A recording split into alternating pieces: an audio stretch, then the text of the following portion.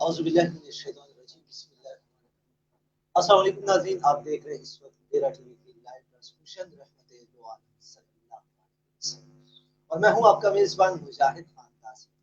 ناظرین، آج ربیع الاول کی 4 تاریخ ہے اور آج ہم نے مختلف موضوعات کے یکم ربیع الاول سے لے کر اب تک مختلف موضوعات کے حوالے سے ہم گفتگو کر چکے ہیں۔ مختلف علماء کرام ہمارے ساتھ ٹرانسمیشن کا حصہ بنے ہیں اور اسی طرح نعمان حضرات بھی گاہے بگاہے پروگرام کا اس ٹرانسمیشن کا حصہ ہوا کرتے ہیں۔ آج بھی پینل پر میرے ساتھ موجود ہیں ثنا خان مصطفیٰ، جناب احسن نواز قریشی صاحب، اور ان کے ساتھ موجود ہیں جناب مولانا حسنین فرید صاحب۔ ہم ان دونوں کے مشکور ہیں کہ ہمارے پروگرام کا یہ حصہ بنے، اس ٹرانسمیشن کا حصہ بنے اور اس ٹرانسمیشن کو انہوں نے زینت بخشی۔ بہت شکریہ حسنین فرید صاحب اور احسن نواز قریشی صاحب آپ کا بھی۔ ناظرین، آج ہم بات کرنے والے ہیں آقا انعامدار صلی اللہ علیہ وسلم کے حلیہ مبارک کے حوالے سے۔ آج ہم حضور صلی اللہ علیہ وسلم کو جس طرح حضور صلی اللہ علیہ وسلم کا حلیہ تھا وہ دیکھیں گے۔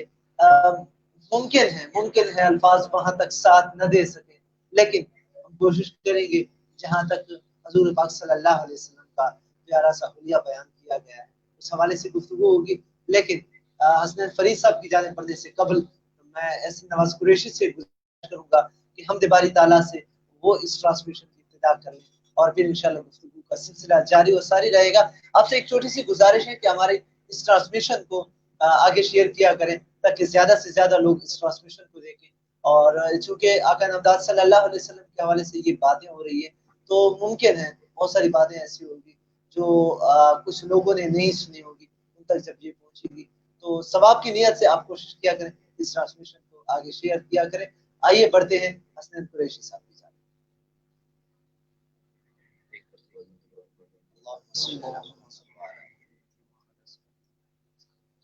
گھڑی قیامت کی سر پہ آئی، الہی توبہ الہی توبہ، گھڑی قیامت کی سر پہ آئی، الہی توبہ الہی توبہ، تیرے ہی محبوب کی دہائی، تیرے ہی محبوب کی دہائی، الہی توبہ الہی توبہ، ہزاروں لکھتی ہیں بلائیں، معاف کر دے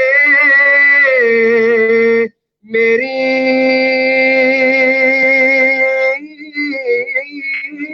خطائیں، ہزاروں لکھتی ہیں بلائیں، معاف کر دے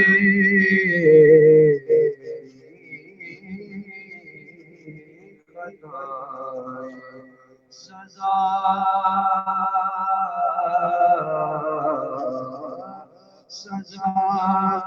گناہوں کی میں نے پائی،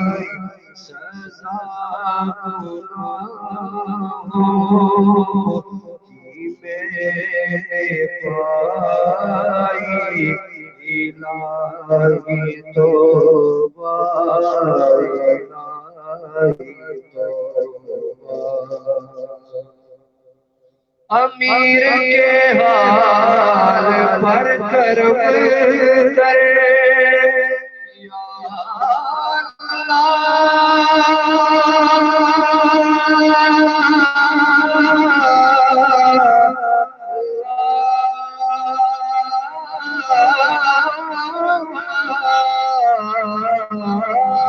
امیر کے حال پر کرم کرے نہ کر ذلیل اس کو روز محشر دکھا دے یہ شان کبریائی دکھا دے یہ شان کبریائی الہی توبہ الہی توبہ گھڑی قیامت کی سر پہ آئی الہی توبہ الہی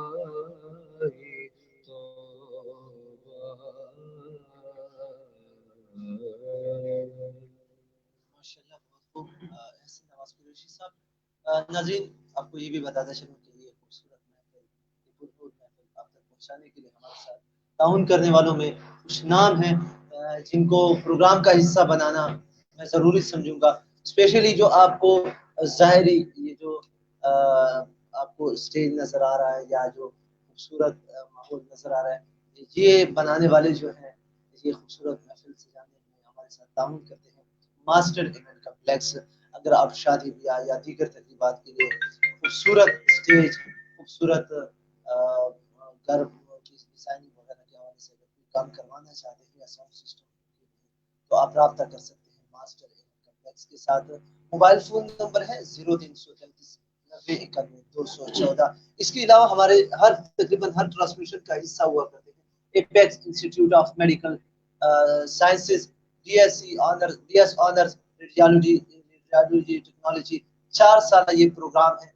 داخلے اس کے ابھی جاری ہیں. کوئی اسٹوڈنٹ اگر داخلہ لینا چاہتے ہیں تو ان کے ساتھ رابطہ کر سکتے ہیں. ساتھ ہی ساتھ B S owner medical lab technology بھی جو کہ 4 سالہ ڈپلوما ہوا کرتا ہے اس کے بھی داخلے جاری ہے. اور ساتھ ہی ساتھ فارمیسی ٹیکنیشین کیٹیگری بھی 2 سالہ یہ پروگرام ہے اس کے بھی داخلے جاری ہیں. رابطہ کرنے کے لیے آپ ان کے ایڈریس کو نوٹ کر لیجئے گا. اپوزٹ چشمہ شوگر مل نمبر 1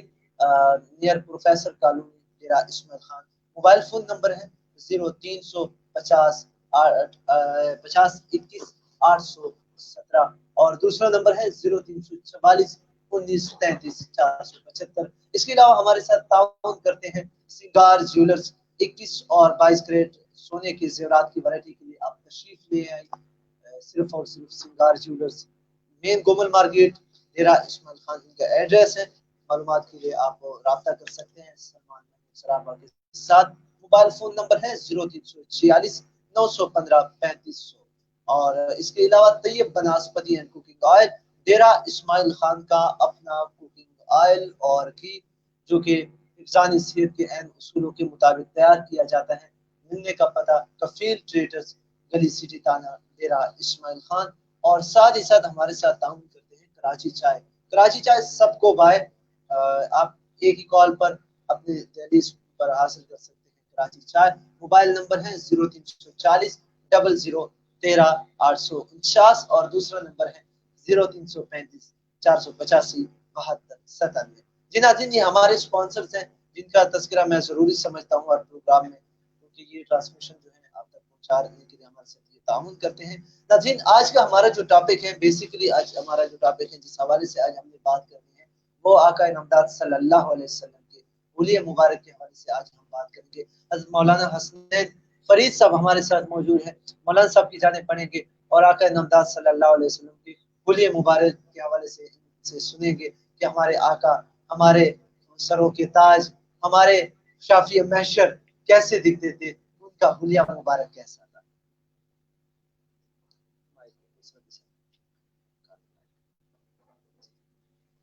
سب سے پہلے تو میں مجاہد تاثیر بھائی آپ کا اور ہمارے جو ڈیرہ ٹی وی کے سی او ہیں خلیل باب شمان صاحب اور آپ کی جو ساری ٹیم ہے میں ان کا دل سے شکریہ ادا کرتا ہوں کہ آپ نے ایک مرتبہ مجھے یہاں پر بلایا. اللہ تبارک و تعالی آپ سب کو جزائے خیر نصیب فرمائے. تو چلتے ہیں اپنے موضوع کی طرف. الحمدللہ الذی لم یزل ولم يتخذ صاحبة ولا ولدا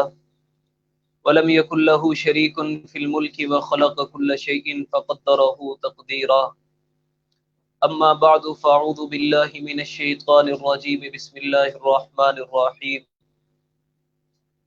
وداعيا إلى الله بإذنه وسراجا منيرا وقال النبي صلى الله عليه وسلم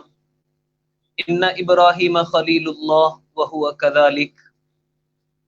وعيسى روح الله وهو كذلك وموسى كلمة الله وهو كذلك ألا وأنا حبيب الله ولا فخرا أو كما قال عليه الصلاة والسلام صدق الله العظيم وصدق رسوله النبي الكريم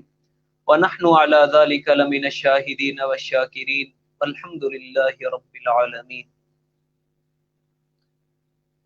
ایک مرتبہ حضرت حسن رضی اللہ تعالی عنہ نے اپنے ماموں ہند بن خالہ رضی اللہ تعالی عنہ سے پوچھا کہ ماموں جان آپ مجھے رسول اللہ صلی اللہ علیہ وآلہ وسلم کا حلیہ مبارک بتلائیے کہ ہمارے نبی دکھتے کیسے تھے، آپ کے خد و خال کیسے تھے، آپ کا چہرہ انور کیسا تھا۔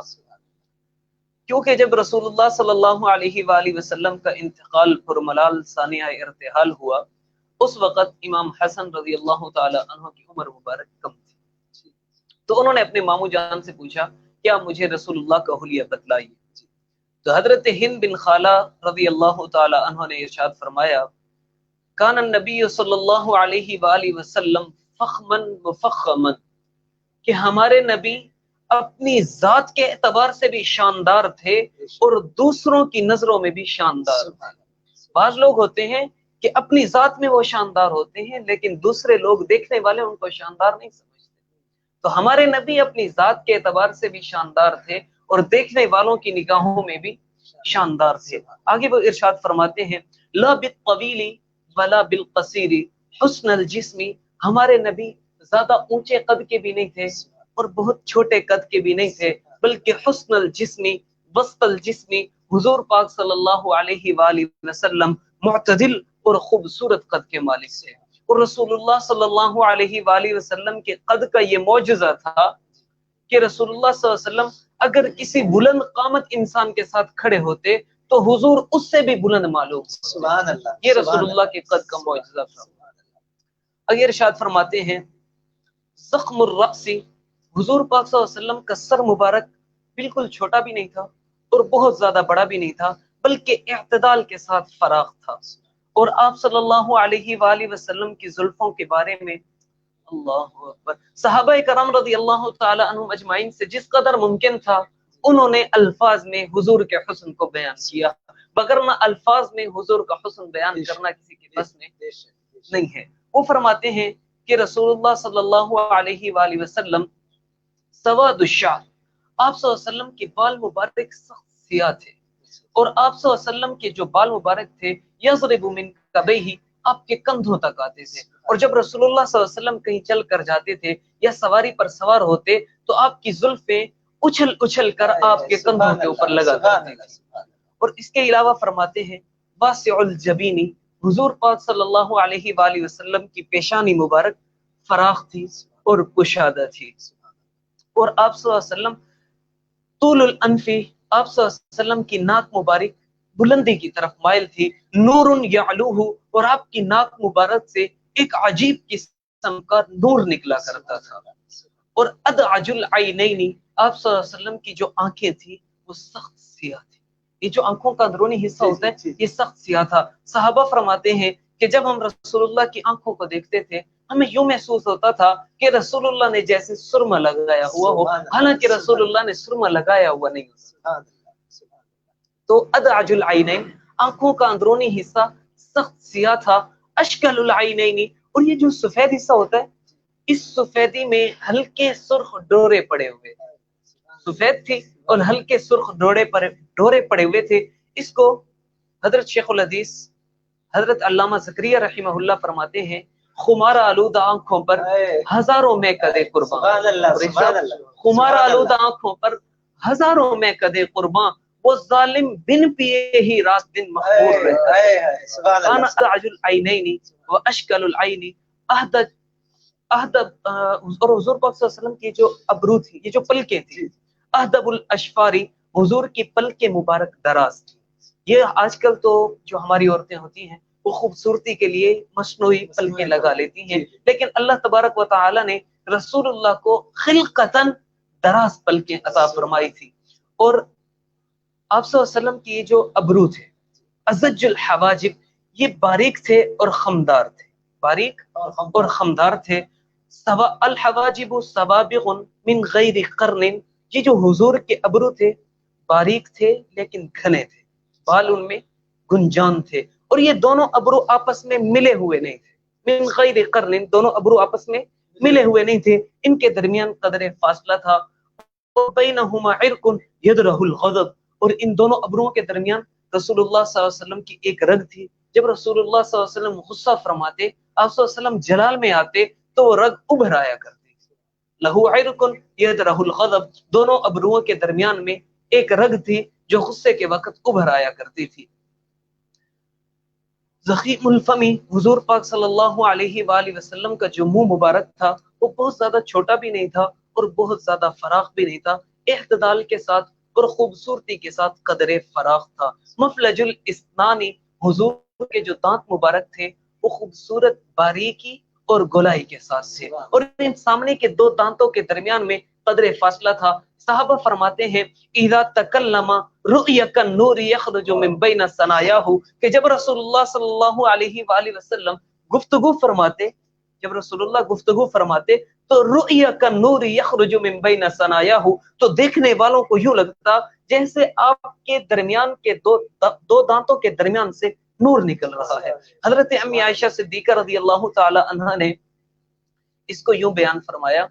کہ رسول اللہ صلی اللہ علیہ وسلم ایک مرتبہ گھر میں تشریف لائے، رات کا وقت تھا اور میری حجرے میں سوئی گم ہو چکی تھی، میں اس سوئی کو تلاش کر رہی تھی. رسول اللہ صلی اللہ علیہ وسلم جیسے ہی تشریف لائے، آپ نے آتے ہی آپ صلی اللہ علیہ وسلم نے تبسم فرمایا، آپ مسکرائے. آپ کے مسکرانے کی وجہ سے امی جان فرماتی ہیں کمرہ اتنا روشن ہو گیا کہ میں نے وہ سوئی تلاش کر دی.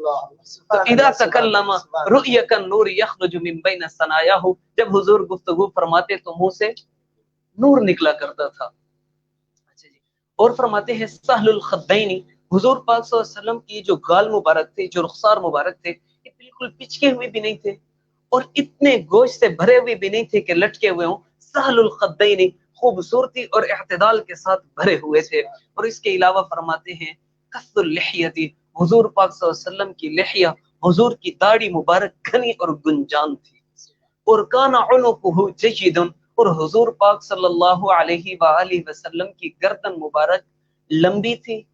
لمبی تھی. اور فرماتے ہیں ایسے تھی جیسے کسی مورتی کی گردن کو کسی نے بڑی باریکی اور باکبینی کے ساتھ تراشا ہو. اور ابیض اللون کانا، حضرت ابو ہریرہ فرماتے ہیں رسول اللہ صلی اللہ علیہ وسلم کی گردن مبارک اتنی سفید تھی یوں لگتا تھا جیسے آپ کی گردن کو چاندی سے سانجھا گیا ہے. سبحان اللہ. جس طرح سے چاندی شفاف اور چمکدار ہوتی ہے، رسول اللہ صلی اللہ علیہ وسلم کی گردن مبارک بھی ایسے ہی ہوتی تھی. تو اب تاثیر بھائی آپ تھوڑا سا تصورات میں جائیے. وجدان میں یوں لگ رہا ہے مجھے کہ جیسے میں حضور کو دیکھ رہا ہوں. اللہ تعالیٰ آپ کو جزائے خیر عطا فرمائے. آپ تھوڑے سے اگر تصورات میں جا کر اس کو مزید سوچیں کہ رسول اللہ صلی اللہ علیہ وسلم کی سیاہ زلفیں، جن زلفوں کی قسمیں خدا تعالیٰ اٹھا رہے ہیں، والضحیٰ، اے نبی مجھے تیرے چہرے کی قسم، واللیل اذا سجا، اے نبی مجھے تیرے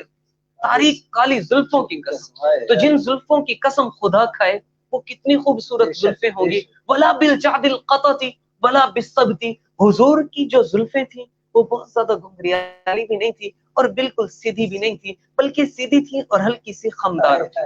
تو اب ان سیاہ اور خمدار زلفوں کے اندر اتنی روشن اور اتنی چمکدار اور اتنی سفید گردن جب نظر آتی ہوگی تو کیا سما ہوتا ہوگا. اس کو کسی شاعر نے یوں بیان کیا کہ عرق آلودہ گردن زیر قاقل یوں دھمکتی ہے، عرق آلودہ گردن زیر قاقل یوں دھمکتی ہے، اندھیری رات ہے برسات ہے اور بجلی چمکتی ہے. اندھیری رات ہے برسات ہے اور بجلی چمکتی ہے. اللہ اکبر. کان النبی صلی اللہ علیہ وسلم سواء البطن والصدر، حضور پاک صلی اللہ علیہ وسلم کا سینہ اور پیٹ مبارک ملا ہوا تھا، یعنی ایسا نہیں تھا کہ پیٹ آگے کی طرف بڑا ہوا ہو، بلکہ سوا البطن والصدر، حضور کا سینہ اور پیٹ مبارک بالکل برابر تھا، اور بعید ما بین منکبیہ، حضور کا سینہ مبارک، حضور کی چھاتی مبارک قدر فراخ تھی، چھاتی مبارک چوڑی تھی، زخم القرادیس، حضور پاک صلی اللہ علیہ وسلم کی یہ جو جوڑ ہوتے ہیں، جیسے یہ کونیوں کا جوڑ ہے، گھٹنوں کا جوڑ ہے، یہ جو جوڑ ہوتے تھے یہ جوڑ موٹے ہوتے تھے، اور موٹے جوڑ مرد کے اندر بہت زیادہ خوبصورتی اور شجاعت کی علامت کہا جاتا ہے۔ اور شسن الکفین والقدمین، حضرت انس رضی اللہ، غالباً حضرت انس سے، وہ فرماتے ہیں کہ میں نے رسول اللہ صلی اللہ علیہ وآلہ وسلم سے، وہ فرماتے ہیں میں نے کوئی ریشم کا کپڑا اتنا نرم و ملائم نہیں دیکھا، کوئی ریشم کا کپڑا اتنا نرم نہیں دیکھا جتنی میں نے حضور کی ہتھیلیاں نرم و ملائم دیکھی۔ سبحان اللہ، سمجھ آ رہی ہے بات کی؟ حضور پاک صلی اللہ علیہ وآلہ وسلم کی ہاتھوں اور پاؤں کی ہتھیلیاں بہت زیادہ نرم تھی اور گوشت سے بھری ہوئی تھی، گوشت سے بھری ہوئی تھی۔ اذا مشا تقلو، جب حضور پاک صلی اللہ علیہ وآلہ وسلم چلتے تو قدم مبارک قوت سے اٹھایا کرتے تھے، قدم مبارک قوت سے اٹھایا کرتے تھے۔ اور ایک صحابی فرماتے ہیں رسول اللہ صلی اللہ علیہ وآلہ وسلم کنواری لڑکی سے بھی زیادہ حیا کے ساتھ چلا کرتے تھے۔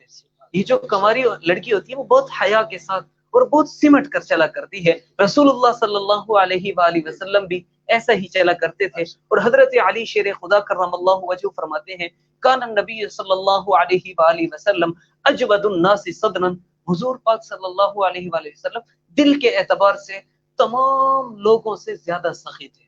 وکان اصدق الناس لہجتا، اور حضور پاک صلی اللہ علیہ وآلہ وسلم بات کرنے کے اعتبار سے سب سے زیادہ سچے تھے، وَأَلِينُهُمْ عَرِيقَةً، اور حضور پاک صلی اللہ علیہ وآلہ وسلم بہت نرم طبیعت والے تھے،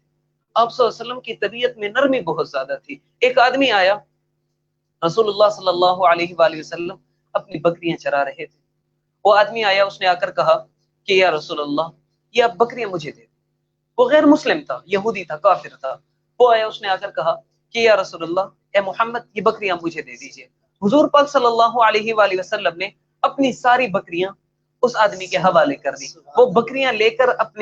اپنے خاندان والوں کے پاس پہنچا اور ان سے جا کر کہا کہ لوگوں اب محمد کا کلمہ پڑھ لو، وہ اپنا تمام مال تقسیم کر دیتا ہے اور فقر کا خوف بھی نہیں کھاتا۔ سبحان اللہ، وَأَلِينُهُمْ عَرِيقَةً، رسول اللہ صلی اللہ علیہ وسلم طبیعت کے اعتبار سے سب سے زیادہ نرم تھی، آپ صلی اللہ علیہ وآلہ وسلم کی طبیعت مبارکہ بہت زیادہ نرم تھی، اور حضور پاک صلی اللہ علیہ وآلہ وسلم کے حسن و جمال کو جب حضرت حسان بن ثابت رضی اللہ تعالی عنہ نے دیکھا تو ان سے رہا نہ گیا، وہ کہہ اٹھے وَأَحْسَنَ مِنْكَ لَمْ تَرَ قَطُّ عَيْنِي، یا رسول اللہ آپ سے زیادہ حسین آج تک میری آنکھ نے نہیں دیکھا، آپ سے۔ اچھا مولانا صاحب، ناظرین کو ایک اور بات بتاتے چلو، ناظرین آج کے دور میں اگر ہم دیکھ لیں تو کچھ لوگ ہیں، میں نام لوں گا، قادیانی، وہ دعویٰ کرتے ہیں اپنے نبی کی تبلیغ پہنا رہے ہیں، لیکن میرے خیال میں انہیں کہیں کہ باقی باتیں تو چھوڑیں، ذرا ہمارے نبی جیسا حسین و جمیل تو لے کر آ جائے، پھر بھی بات کچھ بن جاتی ہے۔ اگر کچھ کرنا ہے، مقابلہ کروانا ہے تو ذرا حسین و جمیل تو لے کر آئیں، ایسے زلفوں والا تو لے کر آئیں۔ اچھا مولانا صاحب، یہ حضرت حسان بن ثابت کے جو اشعار ہیں وَأَحْسَنَ مِنْكَ لَمْ تَرَ قَطُّ عَيْنِي، ان اشعار کی اگر ہم اس میں دیکھیں تو میرے خیال میں حضرت حسان بن ثابت کی زندگی 60 63 یا 70 برس کے درمیان ہی شاید ہوگی، لیکن دنیا جو ہے حسان بن ثابت کہ میری آنکھ نے آپ جیسا حسین نہیں دیکھا، دنیا جو اتنی بڑی ہے، ٹھیک ہے، صرف مکہ تو نہیں تھا، صرف قریش کا قبیلہ تو نہیں تھا یا مدینہ تو نہیں تھا، بلکہ دنیا اور بھی تو تھی، ایران بھی تھا، فارس بھی تھا، یہ تمام ممالک جو تھے، لیکن یہاں پر ایک خیال آتا ہے، میں یہ نہیں ہے کہ میں حضور کی حسن کا انکار کر رہا ہوں، معاذ اللہ، میں تو کچھ بھی وہ ہو، میں بغیر کسی دلیل کو اپنے نبی کو سب سے زیادہ حسین و جمیل سمجھتا ہوں، لیکن ذہنی طور پر ایک خیال ہے، کیا یہ شاعرانہ تصور ہے؟ کیا ایک شاعر کا تصور ہے؟ کیونکہ ویسے شاعر ہم جو ہے ایسے اپنے اشعار میں تصویر کشی کرتے ہیں، ایسی منظر نگاری کہتے ہیں جو شاید عملی زندگی میں نہ ہو، تو کیا یہ وہ شاعر کا تخیل ہے یا حقیقت پر مبنی بات؟ آپ نے پہلا سوال یہ کیا کہ حضرت حسان بن ثابت رضی اللہ تعالی عنہ کی عمر کم تھی دنیا کب سے وجود میں آ چکی ہے، ممکن ہے حضور سے زیادہ حسین حضرت حسان سے پہلے آ چکا ہو، انہوں نے نہ دیکھا ہو، جیسے حضرت یوسف علیہ السلام۔ سوال بہت اچھا کیا آپ نے۔ اس کا جواب یہ ہے کہ میں اس بات کو، آپ کے سوال کو بالکل مانتا ہوں کہ ذہنی طور پر ایک سوال آتا ہے کہ حضرت حسان تو پھر مکہ میں رہتے تھے، جیسے آپ نے ارشاد فرمایا، ممکن ہے یمن میں، شام میں، مصر کا حسن ویسے بھی مشہور ہے، شام میں حضور سے زیادہ حسین آیا ہو، لیکن حضرت حسان تو مکہ میں تھے یا مدینہ میں تھے، انہوں نے جا کر نہ دیکھا۔ یہ ذہنی طور پر ایک سوال آتا ہے۔ تو پھر ہم ایسا کرتے ہیں، اس سے پوچھ لیتے ہیں جو 1,24,000 کم و بیش انبیاء کو دیکھا ہے، جس نے 1,24,000 کم و بیش انبیاء کی جلوت کو دیکھا، خلوت کو دیکھا، ان کی صحبت کو دیکھا، ان کے اخلاق کو دیکھا، ان کے کردار کو دیکھا، ان کی دعوت و تبلیغ کو دیکھا، ان سے پوچھ لیتے ہیں۔ اور جن کے بارے میں اللہ تعالیٰ فرماتے ہیں انہ لقول رسول کریم ذی قوۃ عند ذی العرش مکین مطاع ثم امین، کہ جو امانت دار ہے، جس کی امانت کی گواہی اللہ تعالیٰ دے رہے ہیں۔ میری مراد حضرت جبرائیل علیہ السلام ہیں۔ حضرت جبرائیل پیارے آقا مدنی کریم صلی اللہ علیہ وآلہ وسلم کی خدمت میں حاضر ہوئے، آ کر کہا یا رسول اللہ رأیت مشارق الارض ومغاربها، یا رسول اللہ میں مشرق و مغرب کو دیکھ آیا ہوں، یا رسول اللہ میں شمال و جنوب کو دیکھ آیا ہوں، یا رسول اللہ میں نے حضرت آدم کو اللہ سے توبہ کرتے ہوئے بھی دیکھا ہے، میں نے حضرت نوح کو 950 سال تک تبلیغ کرتے ہوئے بھی دیکھا ہے، یا رسول اللہ میں نے حضرت الیاس کا وقار بھی دیکھا ہے، یا رسول اللہ میں نے حضرت ابراہیم کا عشق خدا بھی دیکھا ہے، میں نے حضرت اسماعیل کا اثار بھی دیکھا ہے، یا رسول اللہ میں نے حضرت یوسف کا حسن و جمال بھی دیکھا ہے، میں نے حضرت یعقوب کو 40 برس تک یوسف کے فراق میں گریا کرتے ہوئے بھی دیکھا ہے، یا رسول اللہ میں نے حضرت ایوب کو بیماری میں صبر کرتے بھی دیکھا ہے، یا رسول اللہ میں حضرت موسیٰ کا جلال دیکھ آیا ہوں، میں حضرت عیسیٰ کا جمال دیکھ آیا ہوں۔ لیکن سنیے جبرائیل کہنا کیا چاہتے ہیں، رأیت مشارق الارض ومغاربها، یا رسول اللہ میں جنت کے حسین مناظر دیکھ آیا ہوں، جنت کی رونقوں کو دیکھ آیا ہوں، جنت کی رعنائیوں کو، خوبصورتیوں کو دیکھ آیا ہوں، لیکن جبرائیل فرماتے ہیں واللہ لم ارى احسن منک، یا رسول اللہ رب کائنات کی قسم آپ سے زیادہ حسین آج تک میں نے نہیں دیکھا۔ سبحان اللہ، سبحان اللہ۔ یہ مجھے وہ بغل کا ہمارا ایک دوست ہے امیر عباس راکب، ان کا ایک شعر ہے اسی طرح تخیل ہے اس کا کہ خالق تیرے کمال کی حد تو نہیں، لیکن حضور کو بنانے کے بعد لگتا ہے کہ یہ آپ نے حد کی ہے۔ ٹھیک ہے، یہ تو یوں ہی لگ رہا ہے کہ حضور کا جو حسن و جمال ہے اللہ تعالیٰ نے اپنے کمال کی حد ہی کر دی، حالانکہ اللہ تعالیٰ کی کمال کی کوئی حد ہے ہی نہیں۔ حضرت ادریس کاندھلی رحمہ اللہ فرماتے ہیں کہ اللہ تبارک و تعالی نے جس سانچے میں رسول اللہ صلی اللہ علیہ وآلہ وسلم کو سانچا تھا، آپ کا وجود ڈھالا تھا، اللہ تبارک و تعالی نے وہ سانچے ہی توڑ دیا۔ جب اللہ نے حضور سے زیادہ حسین بنایا نہیں تو پھر کوئی دیکھے گا؟ بالکل بالکل، پھر کوئی کیسے دیکھ سکتا ہے؟ حضرت حسان نے، میں عرض یہ کر رہا تھا کہ حضرت حسان نے جب رسول اللہ صلی اللہ علیہ وآلہ وسلم کا حسن و جمال دیکھا تو وہ کہنے پہ مجبور ہو گئے وَأَحْسَنَ مِنْكَ لَمْ تَرَ قَطُّ عَيْنِي وَأَجْمَلَ مِنْكَ لَمْ تَلِدِ النِّسَاءُ خُلِقْتَ مُبَرَّأً مِنْ كُلِّ عَيْبٍ كَأَنَّكَ قَدْ خُلِقْتَ كَمَا تَشَاءُ، یا رسول اللہ آپ سے زیادہ حسین میری آنکھ نے نہیں دیکھا، وَأَجْمَلَ مِنْكَ لَمْ تَلِدِ النِّسَاءُ، یا رسول اللہ آپ سے زیادہ محجبین، آپ سے زیادہ با کمال شخصیت کسی ماں نے پیدا ہی نہیں کی، خلقت مبرأ من کل عیب، یا رسول اللہ اللہ تعالیٰ نے آپ کو ہر عیب سے پاک اور مبرہ پیدا فرمایا، کأنک قد خلقت کما تشاء، یا رسول اللہ جب میں آپ کے چہرے کو دیکھتا ہوں، جب میں آپ کے قد و خال کو دیکھتا ہوں، جب میں آپ کے رخسار کو دیکھتا ہوں، آپ کی قد و قامت کو دیکھتا ہوں، کأنک قد خلقت کما تشاء، یا رسول اللہ مجھے یوں محسوس ہوتا ہے جیسے اللہ نے آپ سے پوچھ کر بنایا۔ یعنی حضرت حسان بن ثابت کہنا یہ چاہتے ہیں کہ جب اللہ تعالیٰ رسول اللہ کی آنکھیں بنانا چاہتے ہوں گے تو اللہ نے رسول اللہ سے پوچھا ہوگا کہ محمد میں آپ کے لیے یہ آنکھیں بنا دوں، یہ زلفیں بنا دوں، ایسا چہرہ بنا دوں، کأنک قد خلقت کما تشاء، یا رسول اللہ گویا کہ تاثیر بھائی ایک ذہن میں بات آ گئی، اللہ تعالیٰ نے ابھی بھی ڈال دیا آپ کی برکت سے، کہ دنیا میں جو عاشق مجازی ہیں، ہر عاشق یہ چاہتا ہے کہ جو میرا محبوب ہو وہ سب سے منفرد ہو، سب سے جدا ہو، سب سے زیادہ خوبصورت ہو، ہر کسی کی یہ خواہش ہوتی ہے۔ اور اللہ تبارک و تعالی نے جس کو اپنا محبوب بنانا تھا، اور بنانا بھی اللہ تبارک و تعالی نے اپنے ہاتھوں سے تھا، وہ تو قادر مطلق ذات ہے. آپ ذرا تصورات میں جا کے سوچئے، اللہ نے جس شخصیت کو اپنے مقام محبوبیت سے سرفراز کرنا تھا، اللہ تبارک و تعالی نے اس میں کیسی صفات رکھی ہوں گی، اس شخصیت میں اللہ تبارک و تعالی نے کیسی صفات، کیسی خوبیاں، کیسی رعنائیاں اور کیسا حسن و جمال رکھا ہوگا. جبکہ حدیث ہے، آپ صلی اللہ علیہ وسلم نے فرمایا ان اللہ تعالی جمیل ویحب الجمال، اللہ تبارک و تعالی خود بھی خوبصورت ہیں اور خوبصورتی کو پسند بھی فرماتے ہیں. تو جس کو اللہ نے اپنا محبوب بنانا تھا، اللہ تعالیٰ نے اس کو کتنا خوبصورت پیدا کیا ہوگا. حضرت مولانا صاحب میرے خیال میں نعت سن لیتے ہیں اور نعت کے بعد پھر گفتگو کا سلسلہ جاری و ساری رکھتے ہیں. یقیناً میرا دل بھی نہیں چاہ رہا، ناظرین کا دل بھی نہیں چاہ رہا، لیکن احسن بھائی کو بھی ہم موقع دیتے. حضور کا جب ذکر ہے تو اشعار میں بھی، شعراء نے بھی چونکہ حضور کا حسن بیان کیا، حضور کے حوالے سے گفتگو کی ہے، تو کچھ اشعار کو بھی سن لیتے ہیں. احسن نواز قریشی صاحب اللہ تعالیٰ نے خوش رکھے، بہت ہی خوبصورت آواز میں نعت شریف پڑھتے ہیں، سنتے ہیں احسن نواز.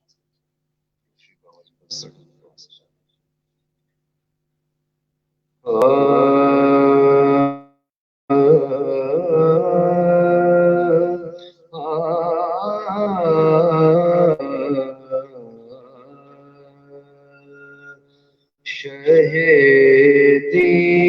کی جو بستی ہے، شہیدی کی جو بستی ہے، مدینہ اس کو کہتے ہیں. شہیدی کی جو بستی ہے، مدینہ اس کو کہتے ہیں. جہاں رحمت برستی ہے، جہاں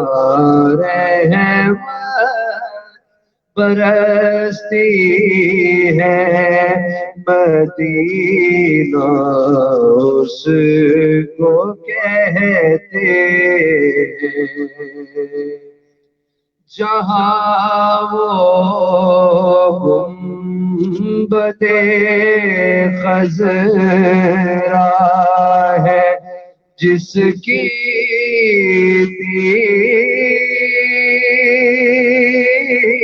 دید کی خاطر، جہاں وہ گنبد خضرا ہے، جس کی دید کی خاطر بھری دنیا ترستی ہے، بھری دنیا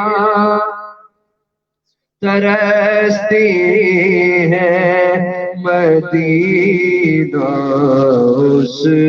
کو کہتے ہیں. بھری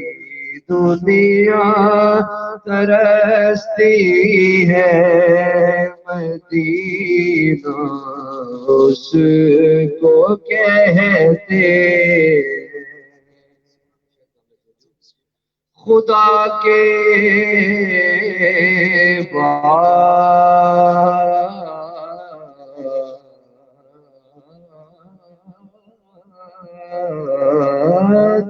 خدا کے بعد جو بے مثل ہے، اس پاک خطے میں خدا کے بعد جو بے مثل ہے، اس پاک خطے میں جہاں آرا وہ ہستی ہے، مدینہ اس کو کہتے ہیں جہاں وہ ہستی ہے مدینہ اس کو کہتے ہیں خدا کے نور سے جگمگ خدا کے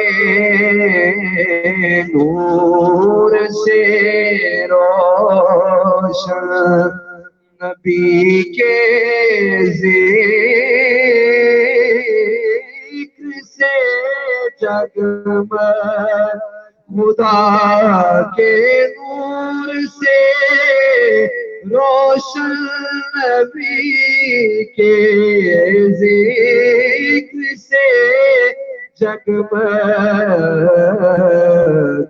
جو ایک پر نور بستی ہے مدینہ اس کو کہتے ہیں جو ایک پر نور بستی ہے مدینہ اس کو کہتے ہیں کہ درودوں کی سلاموں کی خدا کے نور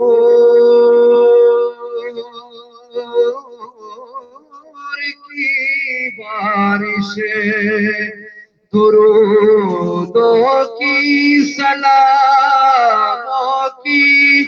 خدا کے نور کی بارش جہاں ہر پل برستی ہے مدینہ اس کو کہتے ہیں شہیدی کی جو بستی ہے مدینہ اس کو کہتے ہیں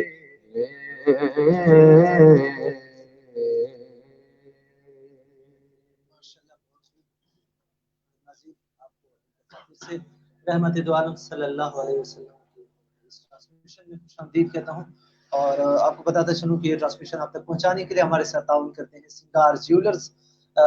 آپ رابطہ کر سکتے ہیں 0346 915 3500 اور طیب بناسپتی اینڈ کوکنگ آئل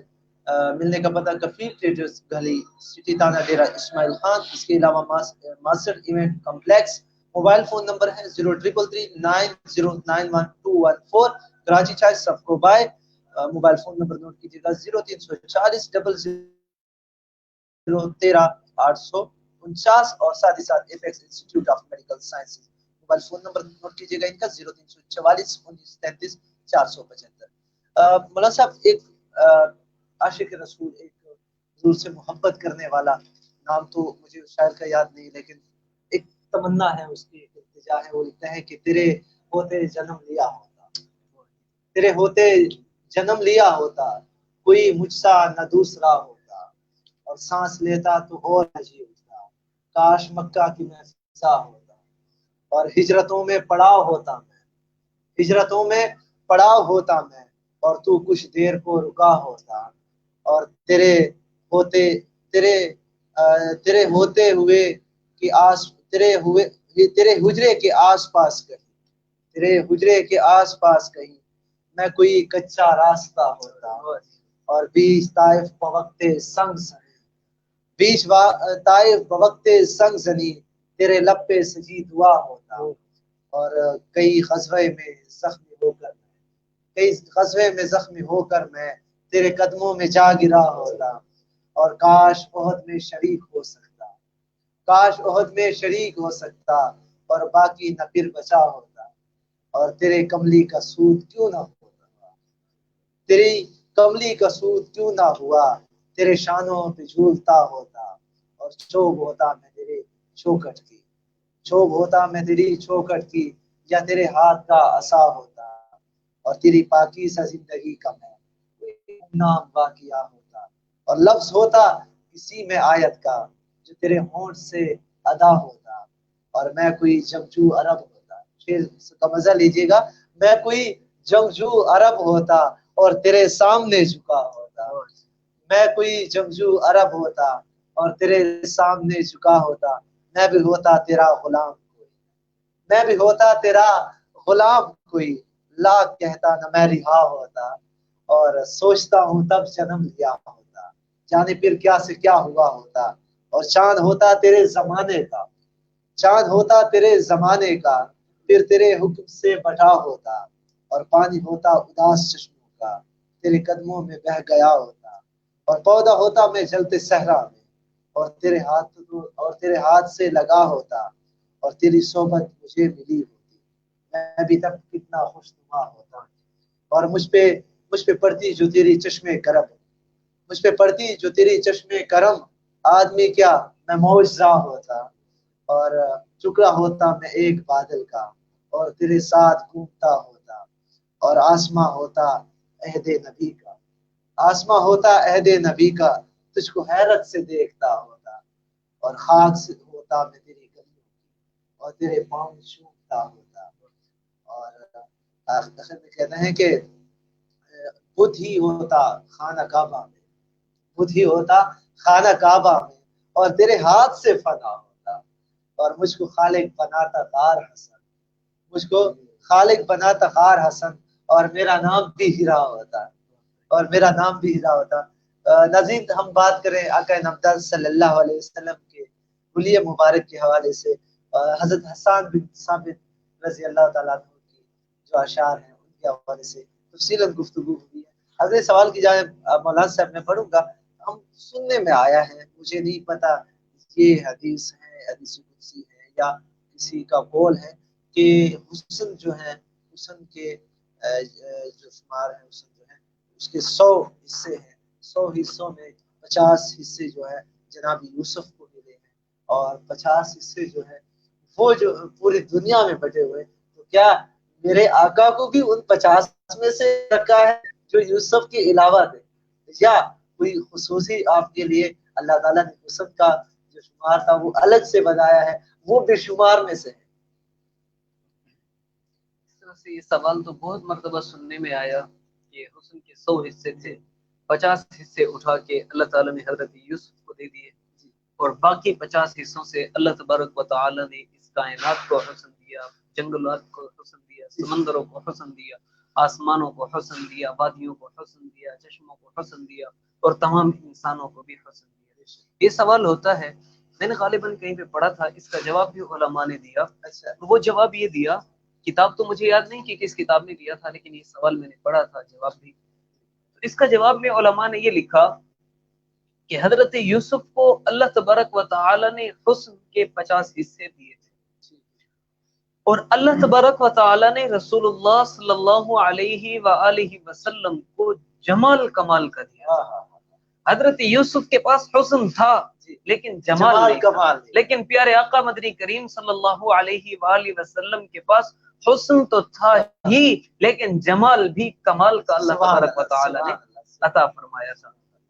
हजरत अब्दुल्ला बिन मसूद रज़ी, और इसी तरह इसी हवाले से हजरत अम्मी आयशा सिद्दीका रज़ी अल्लाह तआला अन्हा फरमाती हैं कि मिस्र की औरतों ने हजरत यूसुफ को देखा तो उन्होंने अपनी उंगलियों के पोरे काटे थे, अगर वो मेरे मदनी करीम को देख लेती तो वो अपनी गर्दनें कटवा देती। और हजरत मैं यहाँ पर अगर थोड़ा सा इजाफा करूं कि ये वही अरब मक्का वाले वही थे जो एक दूसरे को के सर कटाने पे आए थे, लेकिन जब आका की बारी आई, आका के लश्कर में शामिल हुए तो अपने सर आका पे कुर्बान कर दिए। ये मेरे नबी का ये भी मौजज़ा है। हजरत अब्दुल्ला बिन मसूद रज़ी अल्लाह तआला अन्हु फरमाते हैं रसूलुल्लाह सल्लल्लाहु अलैहि वसल्लम के हुस्न के बारे में,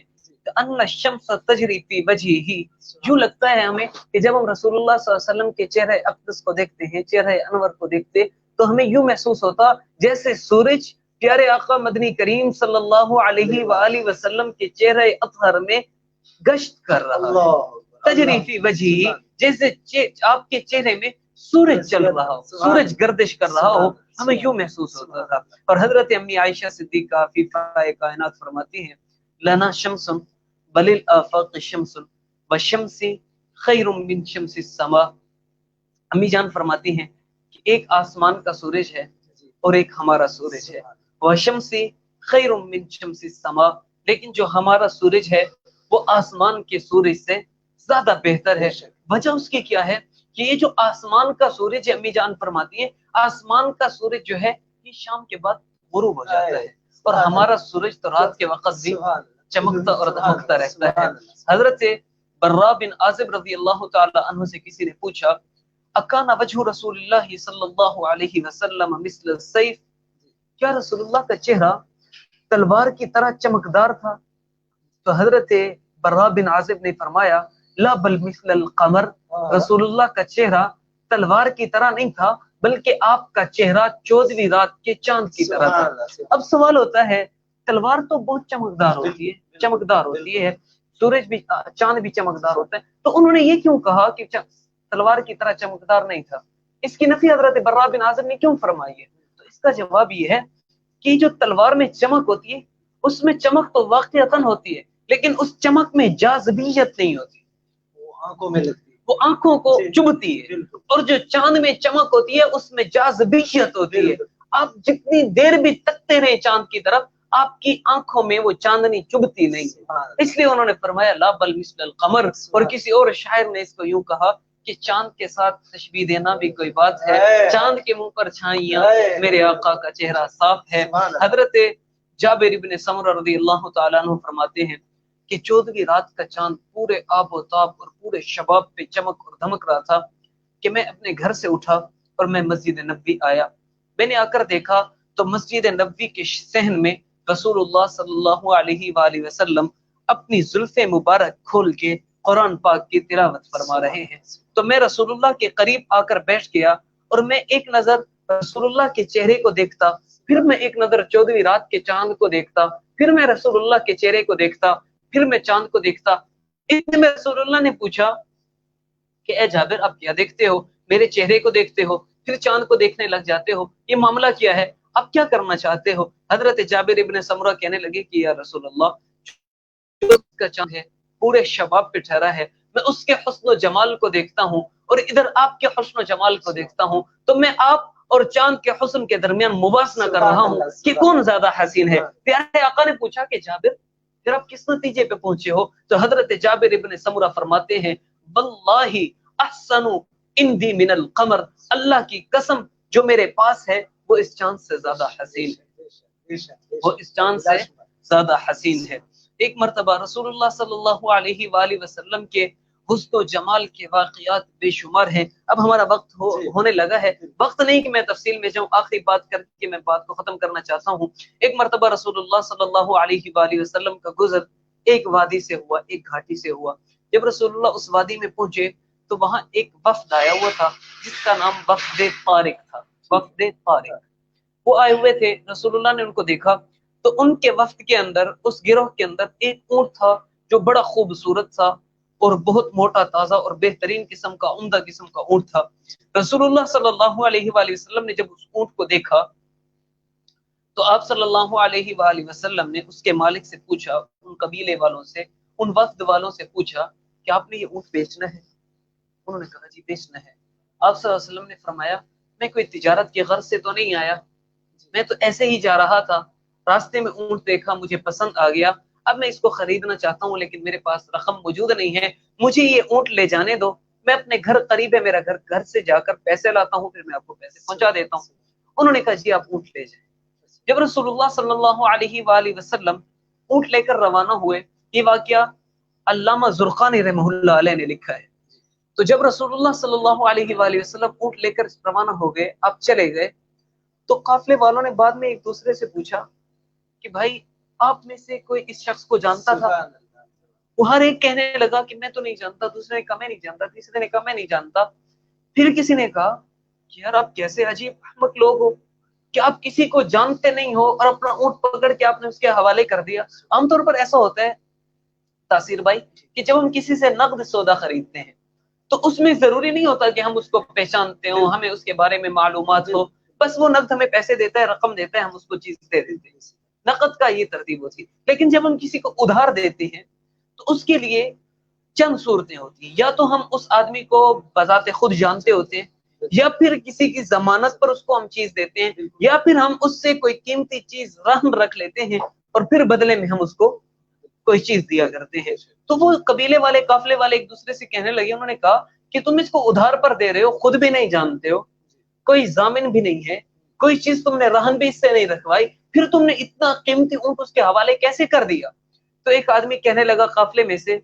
कि वो इतना हसीन था कि जब वो गुफ्तगू कर रहा था उसके मुंह से फूल झड़ रहे थे, उसके मुंह से नूर निकल रहा था, मैं तो उसी में ही मगन हो गया, मैं तो उसी को ही देखता रहा। दूसरा कहने लगा उसकी आंखें इतनी हसीन और जमील थी कि मैं तो उसकी आंखों के समंदर में डूब गया, मुझे पता ही नहीं चला कि क्या हो रहा है। तीसरा कहने लगा उसके खदो खाल इतने खूबसूरत थे। चौथा कहने लगा उसके बाल इतने हसीन थे, उसके खदो खाल इतने खूबसूरत थे, हम उसके हुस्न से बाहर निकलते तो कुछ और सोचते, हमें तो मालूम ही नहीं हुआ। फिर उसी काफले में से किसी एक ने कहा कि वो अपने हुस्न का जादू चलाकर वो हमसे चीज हथिया गया, हमसे ऊंट हथिया गया। तो उस कबीले का जो सरदार था तारिक, उसकी अहलिया खान अपने खेमे में मौजूद थी। उसने जब ये बात सुनी कि ऊंट हथिया कर ले गया, तो अल्लामा ज़ुरक़ानी लिखते हैं कि उस औरत ने उस खेमे से कहा कि खबरदार इस नौजवान के बारे में कोई ऐसी बात न करो, अगर वो तुम्हारे पैसे वापस देने न आया तो उसकी जमानत मैं रहती हूँ, अगर उसने तुम्हें पैसे, तुम्हारी रकम न दी तो वो मैं दूंगी। फिर उससे किसी ने पूछा क्या आप उससे जानती हैं?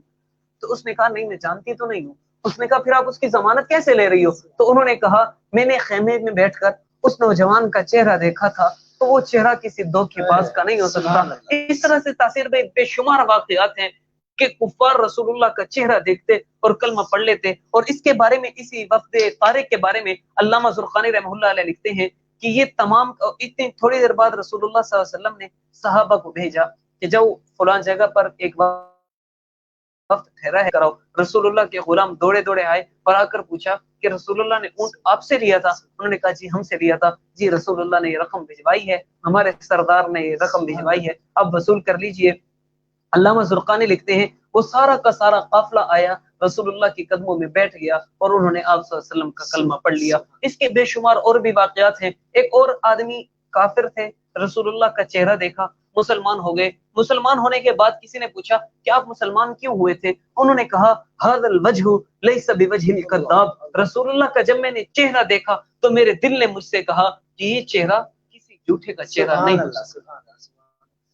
बेशक आका नामदार सल्लल्लाहु अलैहि वसल्लम का हुस्न जमाल, उनका हुलिया मुबारक, उनका तज़किरा, ये ज़बानें जो है उसका तज़किरा करते नहीं करती, और ये कान उसका तज़किरा सुनते हुए नहीं करते। इतना मुबारक और इतना मीठा तज़किरा और इतना खूबसूरत हसीन और जमील चेहरा। यकीनन वक्त की अगर किल्लत ना होती, पाबंदी ना होती, तो शायद हम सुबह तक इसी अपने मजलिस को लेके चलते, अपनी गुफ्तगू को ही सुबह तक लेके जाते और आका नामदार सल्लल्लाहु अलैहि वसल्लम का तज़किरा सुनते। लेकिन वक्त की किल्लत है। मौलाना साहब आपका बहुत शुक्रिया, आपने वक्त दिया। नवाज कुरैशी साहब आपका भी बहुत शुक्रिया, आपने भी वक्त दिया। और मैं चाहूँगा कि मैं इजाज़त लूँ और इजाज़त के साथ 2-3 अशआर नवाज कुरैशी साहब आप हमें सुनाते जाएं। और नाज़रीन इंशाअल्लाह कल दोबारा आपकी खिदमत में हम हाजिर होंगे। तब तक के लिए अपने मेज़बान मुजाहिद खान तासीर को दीजिएगा इजाज़त। अल्लाह हाफ़िज़। लेकिन अभी जाना नहीं है, कलाम सुनना है। मैं अदना गदा हूँ, मैं अदना गदा हूँ, करम की नजर हो, मैं अदना गदा हूँ, मैं अदना गदा हूँ, करम की नजर हो, बड़ा बेनवा हूँ।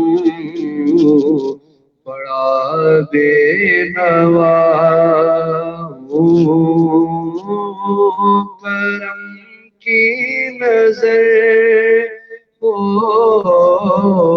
میں ادنا گدا ہوں تیرے در کا چاکر تیرا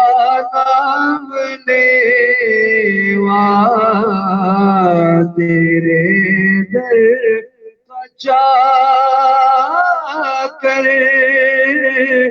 تیرا نام لیوا تیرے در کا چاکر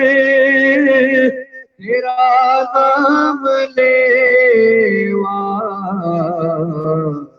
میں تیرا گدا ہوں میں تیرا گدا ہوں کرم کی نظر میں تیرا گدا ہوں میں تیرا گدا ہوں اور اٹھا لے مجھے دستگیرے دو عالم اٹھا لے مجھے دستگیرے دو عالم میں در پر پڑا ہوں میں در پر پڑا ہوں کرم کی نظر میں ادنا گدا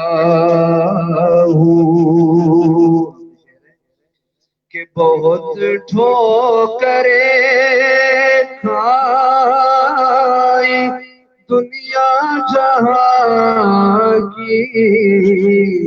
بہت ٹھوکریں کھائی دنیا جہاں کی میں زخمی ہوا ہوں میں زخمی ہوا ہوں کرم کی نظر میں زخمی ہوا ہوں میں زخمی ہوا ہوں کرم کی نظر میں ادنا گدا